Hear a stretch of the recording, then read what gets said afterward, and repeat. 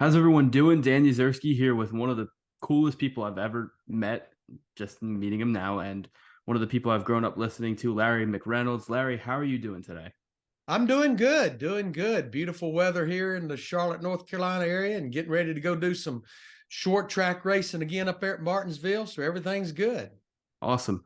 Now, I want to ask a couple questions about your career as a crew chief and then NASCAR and Fox before we get into some current NASCAR stuff. And my first question for you is, how did you get into being a crew chief for NASCAR? Yeah, I mean, my journey into NASCAR and then becoming a crew chief is kind of an interesting journey. I didn't come from any racing background whatsoever. I'm from Birmingham, Alabama. I was an only child. Nobody really in my family was very interested in racing, but my grandfather and my aunt, they were some race fans. And every Friday night when I was still in grammar school, the three of us would go down to the local track there in Birmingham and watch the local races.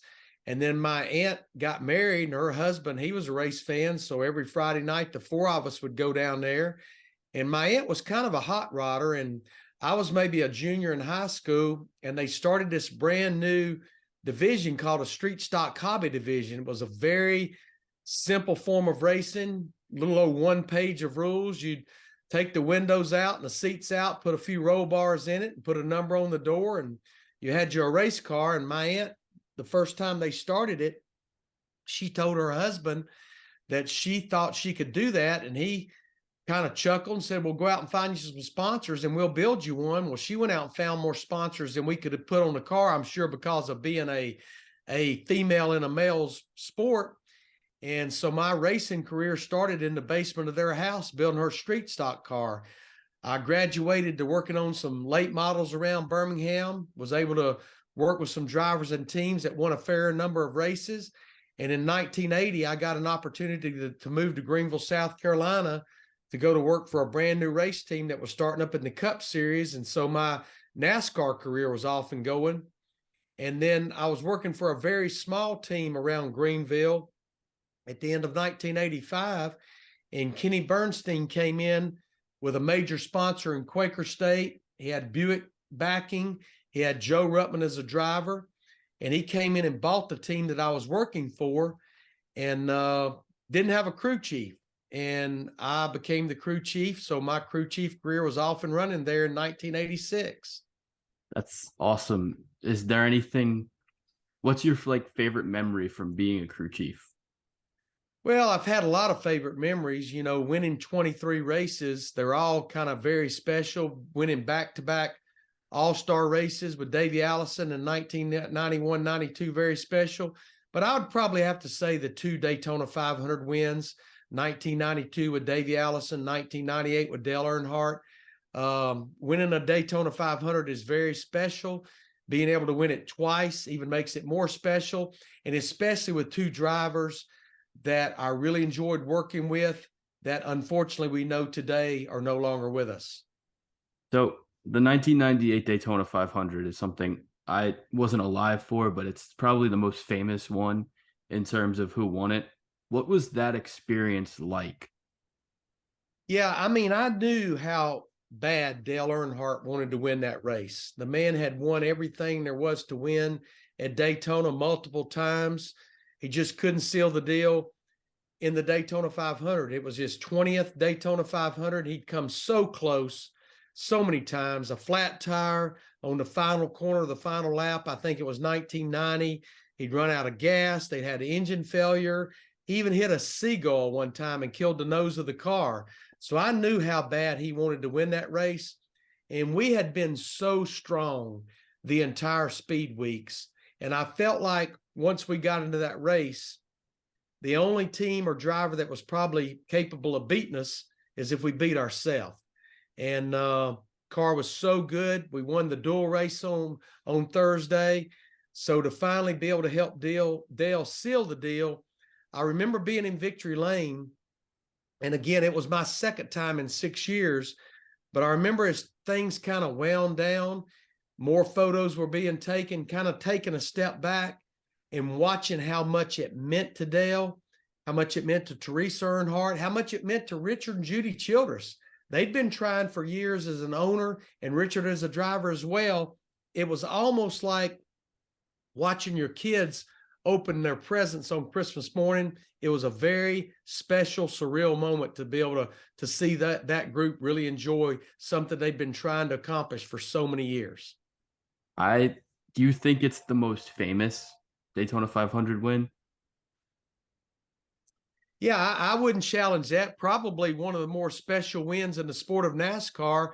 When you think about all the competitors, including the 18 team of Joe Gibbs Racing with Bobby Labonte going out there like a receiving line and congratulating Dale as he drove down pit road, I think that right there in itself kind of made a pretty big statement just how big, how special that win was for the sport of NASCAR. It was unbelievable. And it's such a crazy event because he had tried, you're right, he tried for so long and he finally got it. And that lap car as a pick was really huge on the final lap. Yeah, I don't think anybody was going to deny Dale that win. He even had told me right before we buckled the window net before the start of the race, he knew how good of race car that we had, how good it had been all weekend long. And he looked at me and said, "You just get me close to the lead near the end of this thing, and I'll figure out how to close this deal." I knew how determined he truly was that day. And as we stay on the topic of Dale Earnhardt, what was it like getting to work with maybe what some people call the best driver in the history of the sport, the Intimidator? Was he very intimidating to you? What was your relationship with him like? Yeah, I mean, we had a very strong friendship. We did not have the success that I think either one of us anticipated we were going to have. Started there in 1997. We came very close to winning the 97 500, and kind of to my point earlier, with about 15, 16 laps to go, he got hooked in the left rear as the car got tight up off of turn 2, and he was barrel rolling down the back straightaway. But we went winless in 1997. And then we won the 98 500, and we couldn't find victory lane again after that. You know, finally, I think Richard Childress realized that we had a good relationship, that Dale was obviously a great race car driver, that I was a good crew chief, but maybe with his 31 team and the 3 team, he just kind of had the drivers and crew chiefs mixed wrong. And that's when he made the swap and put me with Mike Skinner and put Kevin Hamlin, Mike's crew chief, with Dale. And it wasn't that Dale and I didn't get along, but I think to some degree, our personalities were too much alike. I think we almost intimidated each other. And I think Richard kind of realized that. And that's when he kind of made that crew chief swap. But it wasn't because we didn't get along. It wasn't because we were not friends. We didn't fuss and fight. We just kind of had different philosophies about how to go about things, getting a race car to go around a racetrack. Now, one last question about Dale. Do you think that he's the greatest driver that you ever saw drive, or is there someone else that you've seen? Yeah, I mean, I get asked that a lot, and I think that's kind of a tough question to ask, because you look at Richard Petty that won 200 races and 7 championships. You look at Jimmy Johnson that won 7 championships. I just think the eras are so different. It's almost like taking and comparing, Babe Ruth to a top baseball player today, or maybe even comparing, Michael Jordan to LeBron James. Both great basketball players, but they played in different eras. And I just think comparing race car drivers that had a lot of success in different eras, I just think times are so different. Let's just say he's one of the greatest, there's no doubt. But I think because of the eras being different, competition being different, it's kind of tough to say absolutely the greatest ever. I'll give this anecdote to it. I don't think there will ever be another driver like him. I'll give you that. I think that's a very safe statement. Because, I mean, Johnson and Petty were both dominant, but they didn't dominate in the way Dale did, where if you were in the way, Dale was going to move you out of the way. Johnson was going to try to blow by you. Petty was going to try to drive by you. Dale said, "You're there. You're not there anymore." That's fair enough. They're definitely different driving style, but my gosh, how can you not say Jimmy Johnson is one of the greatest? He Not is. only did he win 7 championships, won 5 in a row, and I don't know that that will ever even come close to being repeated. 5 championships in a row with competition level at an all-time high, all kinds of different rules package, different playoff formats. That's probably going to stand probably for the rest of NASCAR. I agree. And I'm not discrediting Johnson or Petty. I just, for Dale is just such a unique kind of driver, which is why I think he's special. Even Dale Jr., like the two of them were just so good, especially on super speedways. It was tough to beat the two of them on a No weekend doubt. at Daytona and Talladega. Now, from your crew chief career to now your current career on NASCAR on Fox, you started in 2001. What was that experience like? And what was it like getting to work with guys like Darrell Waltrip and Mike Joy? Yeah, I mean, I never saw myself probably doing anything in the sport of NASCAR, but being a crew chief till the day I died. But when I did get the opportunity and got the call from David Hill, the chairman of Fox Sports, he actually gave me a call in December of 1999, well over a year out before the Fox broadcast started in 2001. It was very overwhelming, and it was a very, very tough decision that my wife and we toiled over a long, long time. But the reason ultimately I ended up taking the deal, they were only offering me a 2-year deal. And I felt like if I did go and do it, if after 2 years they didn't like me or I didn't like them, I could always go back to becoming a crew chief. And I felt like if I didn't take it, I would maybe always second guess and look back over my shoulder, what if? But it's a decision myself and my family made. We made it over 22 years ago, and it's one I've never looked back on. Now, I will say, in the very early going, uh, it was a little bit surreal. I know when we went to Daytona for Speed Week, the first time those cars came out of that garage area and filed out on the pit road to go out there to practice, I went, oh my gosh, what have I done? This is not right. I am not in the right position. But I think because of the comfort level I did have working with Darrell Waltrip, I did have it working with Mike Joy. We were in that booth together for 15 years. Mike and I are still teammates together today. The comfort level came pretty quickly. That's awesome. And I've listened to you, Mike and Darrell, growing up. What are your relationships like with Michael and Darrell, and what were the relationships like before that? Yeah, I mean, we were acquaintances. Of course, I never worked with Darrell as far as racing. Something people may not realize, in 2000 at an Xfinity Series race at Phoenix, it was for TBS. Mike and Darrell and I actually did a race together in the booth. Little did we know where this was going to end up taking us as the future came, but certainly had friendships with them. But I've got to say, I look at those two guys. I mean, let's face it, I've worked with Mike Joy over a third of my life. And I've got to say, he's a very dear friend of mine. And even though Darrell retired at the end of 2019, him and I still talk on a very regular basis. And I look at both of them as very dear friends and feel like I could go to either one of them with anything whatsoever. Any kind of problem I would have personally or professionally, I know I could go to them and feel good about sharing it with them. And they would shed some light on it and certainly let me lean on them. That's awesome. And do you have any good DW stories that you could tell the podcast? Oh, it's a long list of DW stories. There is no doubt. Darrell, him and I we developed such a great relationship with each other. And Darrell periodically would, along the way, he would pick on me a little bit about being follically challenged.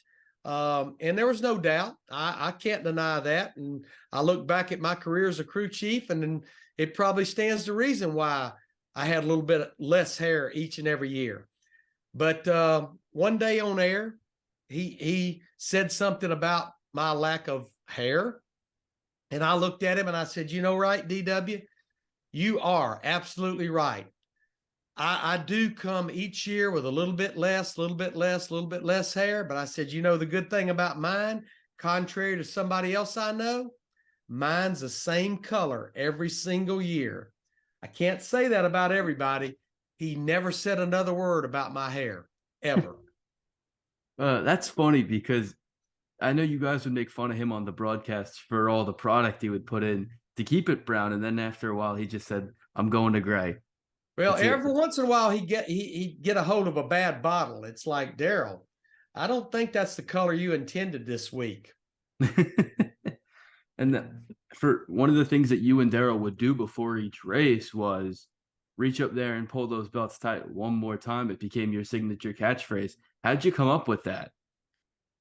It wasn't rehearsed. It just so many things that Daryl and Mike and I did, it was just spontaneous. It just came out one time.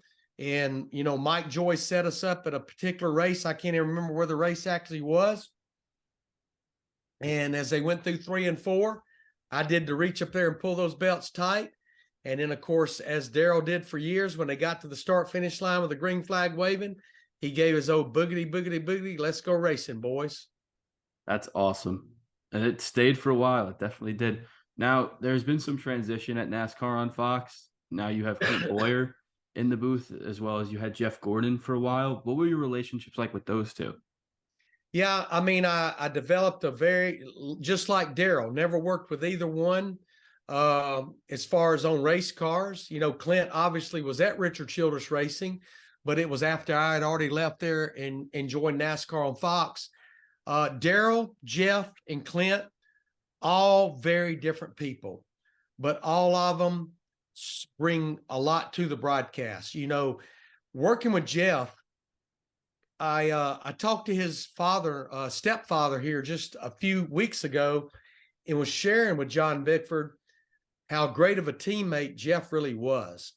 Jeff and I would talk through all hours of the night. He would reach out to me and bounce stuff off of me. He was a phenomenal teammate, and he would push me. He would challenge me, which I really appreciated. I like to be challenged. I like for someone to push me.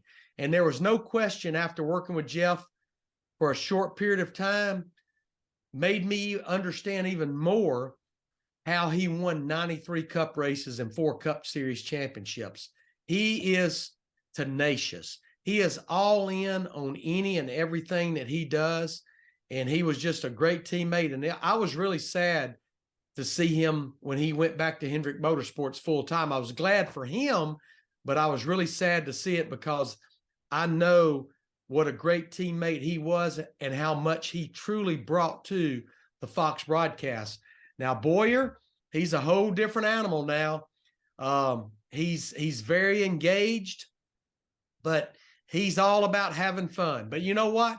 That fits the Fox philosophy 100%, because Fox has always told us, you got to tell the story. You have to explain why, but their number one mandate, you have to have fun. Clint Boyer has no problem having fun. He's been a great teammate now for going on 3 years. One of my favorite things with Boyer was when you guys were doing the iRacing stuff and you'd constantly pick on Clint for He's such an easy target. He's such an easy target. like I think there was one of them where he had wrecked and he's like, just listen to my advice. Come put 4 fresh Goodyears on the car. It was funny. It made me laugh. Well, I think what he did for those iRaces and the relationship that Fox saw that he had with Mike, that he had with me, and even with Jeff, that's what ended up leading them to bring him on full time. And I think he's been a great addition. I agree with that too. Now, speaking to modern NASCAR, there's one more thing I want to talk about your NASCAR and Fox, and then we're gonna get into a little bit of NASCAR. What was it like getting to work for the movie Talladega Nights? It's one of my favorite movies of all time. It was very cool. I had a very, very, very small part back in the Days of Thunder movie. But I mean, if you blink twice, you would have missed me. But to be able to play myself in Talladega Nights in two different scenes with my two teammates, Darrell Waltrip and Mike Joy. It was a lot of fun. It was only two scenes. It took us about a day and a half to shoot that. And contrary to what you might believe, we were not at a racetrack. We were in a warehouse in downtown Charlotte. They built a makeshift booth. We were looking out of a window that there was no glass. We were just looking at a camera and a wall. We were not even at a racetrack. But I remember the producer giving Mike and Darrell and I scripts. And we all three read the scripts, and we kind of looked at each other and went, this is not at all what we would say. So we went to the producer and said, do you mind if we just kind of wing it and just say what we would really say calling a race? And he went, you guys can do that? We said, well, yeah, it's what we do every single week. So what we said, yeah, we followed the footage that we were calling, but it was like everything else, as I mentioned earlier, totally unscripted. We just were winging it, but kind of saying things that we would truly say calling a race. Got to meet Will Ferrell. He is nothing off camera like you see him on camera. He's very quiet. He's very low key, but that was a very interesting time to be able to do that, and had a lot of fun doing that. I think one of my favorite subplots to that movie is in 2012 at Talladega, Kurt Busch ran a car very similar, not exactly the same, to what Will Ferrell had ran in that movie. And I thought you guys did a great job having fun with that. One thing you can never accuse us of, and that's not having fun. We could have fun doing anything, I think. I see it all the time. I agree with you on that. Now, shifting over to a little bit of modern NASCAR before I let you go, what are your thoughts on the season so far and how everything's gone? And what has been the biggest surprise to you so far? Yeah, I mean, here we are. We're almost a fourth of the way through the 2023 season, which is hard to believe. It seems like we were just at Daytona just 2 or 3 weeks ago, and we're actually basically a third of the way through the regular season. We've had 8 races. We've really been to about every type of racetrack we race on. We've been to the super speedway. We've been to short tracks. We've been to intermediates. We've been to a road course. We've already been to the Bristol Dirt Race. And it seems like it's kind of more the same, very unpredictable. We've had 8 races with 7 different winners. William Byron has been the only repeat winner, winning back-to-back races at Las Vegas and at Phoenix. Hendrick Motorsports, even though they've kind of been in turmoil with Chase Elliott being out for 6 weeks, with all 4 crew chiefs being suspended for 4 races, with penalties, with appeals being heard, it still seems like they have floated to the top, winning 3 of the last 6 races, with Kyle Larson getting his win at Richmond.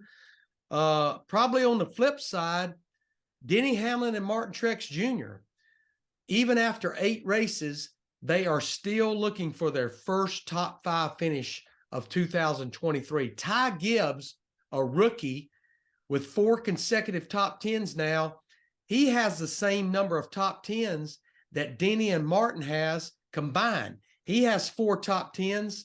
They have 2 apiece. And of course, we know now Martin Truex Jr., he's sitting on about a 1.5 winless streak. You got to go back to Richmond, September of 2021, the last time he went to Victory Lane.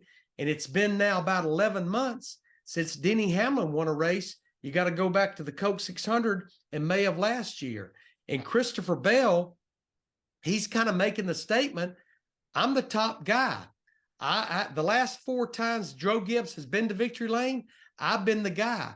Leading the points, 5 top 5, 6 top 10s after 8 races. So that's kind of been my take so far, but it still seems like a lot like last year, even though it's the second year of this next gen car. Very unpredictable, and started with Ricky Stenhouse Jr. winning the Daytona 500. I guess you could say the only predictable thing is the unpredictability of every given Sunday or Saturday. And I kind of see more of that coming. You know, we're headed to Martinsville. Of course, William Byron won this race a year ago. Christopher Bell won when we were there in the fall. Chase Elliott's coming back. We know he runs well at Martinsville. In fact, these next 4 tracks we're going to, Martinsville, Talladega, Kansas, and Dover, Chase Elliott has won at all 4 of those tracks, including Talladega, the last time we were there last fall in the playoffs. Now, you bring up a point about Chase Elliott, and he has announced that he's coming back. NASCAR had granted him the waiver. What do you think that means for the team and Elliott? Well, I like the fact that these drivers can get a waiver now because, Dan, I go back to all my years as a crew chief. We would put drivers in a car just to start the race where they could get those points. Had no business in a race car. I remember Davey Allison starting the race at Talladega in 1992 after the wreck at Pocono and having surgery on his right wrist. We had his hand Velcroed to the shifter where he could shift to start the race. Ricky Rudd, 1989, serious left leg injury, a lot like Chase Elliott after the All-Star race. We had to put a hand clutch in the car because he couldn't push the clutch in. So I like the fact that these guys can get a waiver now. The other reason I like it is a team sport.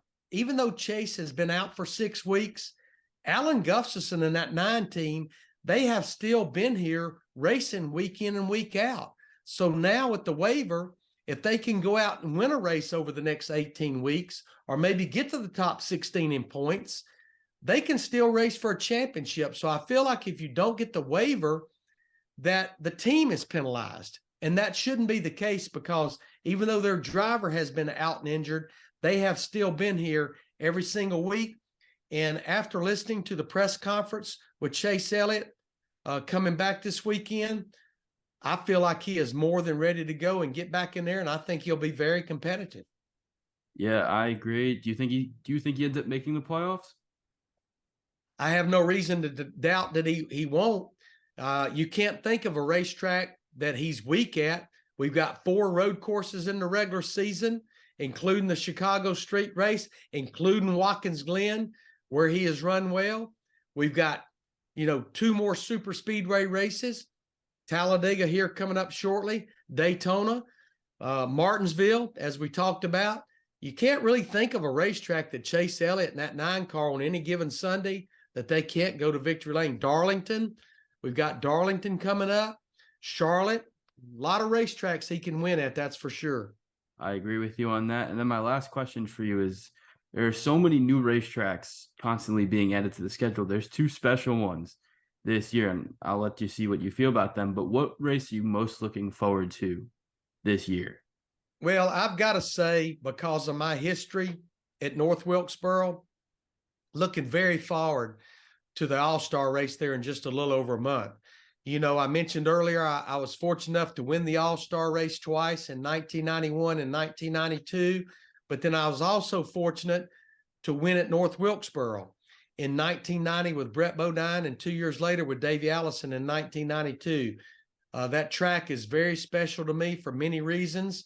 I hated to see it go away, but how fitting is it here, Dan, in 2023, the 75th anniversary of NASCAR, we're taking a step back, what old is new, going to North Wilkesboro for the All-Star race, but then early July, we're taking a step to the future. We're going to do something we have never done with NASCAR. We're going to go racing on the streets, the downtown streets of Chicago with the first street race, and it took 75 years to do it. So we're taking a step back. What's old is new, but we're moving forward. What's new is new, racing on the downtown streets of a big city. It's really, really cool. I like North Wilkesboro, someplace that I've been clamoring for NASCAR to go back to for years. That along with Rockingham. That one's up next. I think there's a good chance that might be in the works. But even with Chicago, like, it's so cool to get to see these guys race a street course. Now, I love the fact that we're thinking outside the box, that NASCAR is not afraid of change, that we're not just taking our schedule and kind of doing a rinse and repeat, that we just came off of our third year to race on the Bristol dirt, and just all the different things that we're doing. And I do think the Nashville Fairgrounds, a place we raced at for years, I think that it's in the future with the things that Marcus Smith and the people at SMI are doing over there in Nashville. I don't think maybe 2024, but I would say not too far off. We may be back there in downtown Nashville racing that little short track there, the Fairground Speedway. It's another great track, a lot of history there. And my last little question with that is, do you think Rockingham ever makes a return? Never say never, because I got to be honest, Dan. I didn't think North Wilkesboro would ever see NASCAR again. I don't know that Rockingham or North Wilkesboro is a place to carry a points race, but I do like the fact of taking a special event like the All-Star race there. I think about North Wilkesboro, and then Rockingham would kind of fall under the same category.